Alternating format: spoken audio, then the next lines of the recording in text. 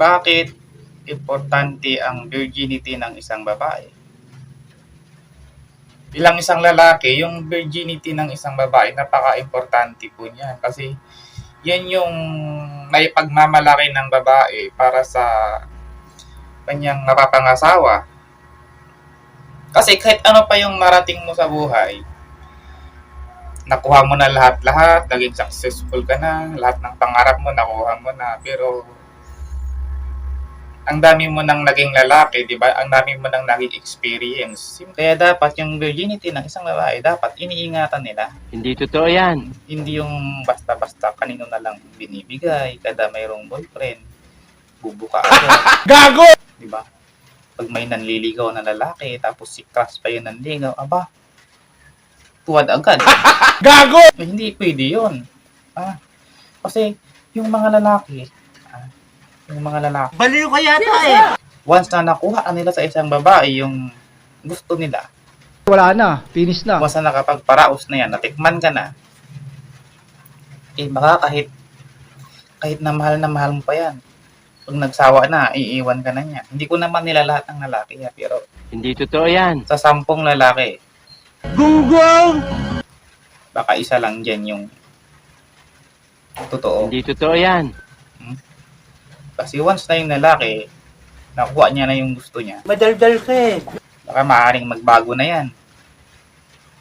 Kaya bago mo ibigay yung dignidad mo, Ulit-ulitin ko pa ba? mag-isip-isip ka muna. Ano ka nasisira, ulo? Mag-isip-isip ka muna kasi yung pag naibigay mo na yan, marami pang pwedeng magbago. Bola lang yan. Maraming pwedeng magbago sa isang lalaki sa pakikitungo niya sa isang babae. Hindi totoo yan.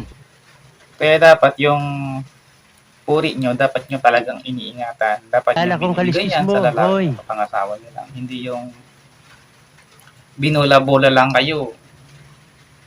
Wala na, sumama na kayo doon sa lodge. Sumama na kayo doon sa hotel. Gago! Na kayo doon. Marami talaga ngayon mabubola. Marami ngayon mahilig mga ako. Kesyo ganito, kesyo ganyan, di ba? Manghihilig mga ako, tapos hindi nyo alam, 3 pala kayo.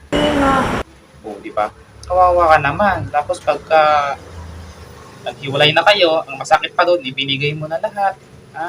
Sinubo-subo mo na. Tapos pag naghiwalay na kayo, kukwento niya pa sa mga tropa niya. Yun ang mahirap doon. Di ba? Yun bang naglalakad ka parang hindi ka komportable. Kasi baka kinikismis ka na pala kung sa mga tropa. Ano ba pakialam mo? Pinagyayabang. Uy, yung si anong tinira ko na yan. Ganito, ganyan. Ang lakas niyang umungol. Alas man ang bunga nga mo, ha? O, di ba nakakahiya yun? Kaya dapat talaga yung virginity nyo, yung binibigay nyo lang doon sa lalaking napapangasawa nyo. Amimi kayo, ano? Di ba? Kasi, kahit gaano ka pa kayaman, kahit gaano ka pa successful sa buhay, kapag marami ng lalaking dumaan sa buhay mo, hindi ka pa rin kapuri-puri. Hindi totoo Doon yan. sa lalaking mapapangasawa mo. Kasi kawawa naman siya, di ba? Sabi ng mga nakatira sa'yo. Yan yun na inaasal mo. Yung misis niya, wala na yan eh. Kung sino-sino ng lalaki yan, parang pinagpapasapasahan na lang. Huwag yung intindi ko, Pilipit ang dila nito. Kawawa naman yung lalaki na yan, di ba? Dapat naging rin kayo sa mga lalaki kasi wala naman lalaking manluloko kung walang magpapaloko. Kasi yung lalaki, kahit ano bang gusto niya, kung ayaw naman ng babae, hindi niya naman mapipilit. Kaya ikaw, huwag ka magpapapilit kasi kung ayaw mo, walang mangyayari. Di ba?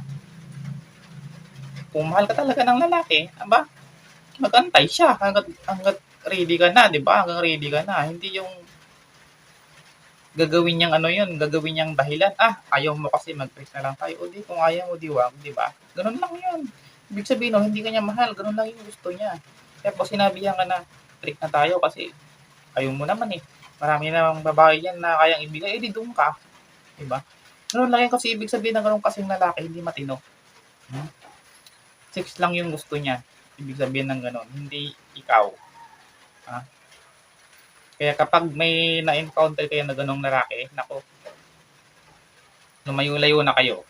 Kasi, baka pagkatapos niyang tikman kayo, imamarites pa kayo kani-kanino.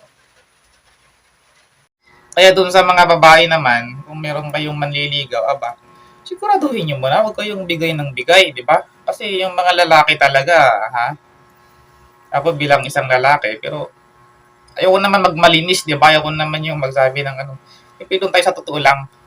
Dapat, kung may mga lalaki nang liligaw sa inyo, tapos una pa lang, gusto nang may mangyari sa inyo, pass na yun. Kasi yung mga lalaking ganun talaga, karamihan manluloko. Ganun lang yung habol nila. Kasi kung mahal talaga kayo ng lalaki, ihintayin kayo niya at rirespetuhin kayo. Hindi yung unang nyo pa lang, yung nakaagad yung gusto, di ba? Ang bago-bago nyo pa lang, yung nakaagad yung gusto niya. Wala yun. Ibig sabihin talaga nun, libangan lang. Kaya dapat, pag may nakilala kayong lalaki na ganun, iiwasan nyo na. Kapag ganun yung inasta niya. Ibig sabihin lang nun, hindi siya seryoso. Kasi kung seryoso yung lalaki talaga, handang mag-antay yan kahit matagal pa. Kasi kapag ganun yung lalaki, ibig sabihin lang nun, irresponsible. Hindi siya hindi kanya mahal. Kasi nga, ganun lang yung gusto niya. Once na binigay mo na, nagsawa na, wala na, hanap na naman ng iba. Kasi gusto niya yung mga babaeng easy to get lang, di ba? Madali lang makuha to, ganun. Kaya dapat, kayong mga babae, pahalagahan nyo yung puri nyo. Huwag kayong bigay ng bigay. Hindi yung lang kayo, binula-bula lang kayo, wala na, bumuka ka na. Hindi ganun. Dapat yung puri nyo, pahalagahan nyo. Dapat doon lang sa isang tao. Hindi yung bigay lang kayo ng bigay. Maliban na lang kung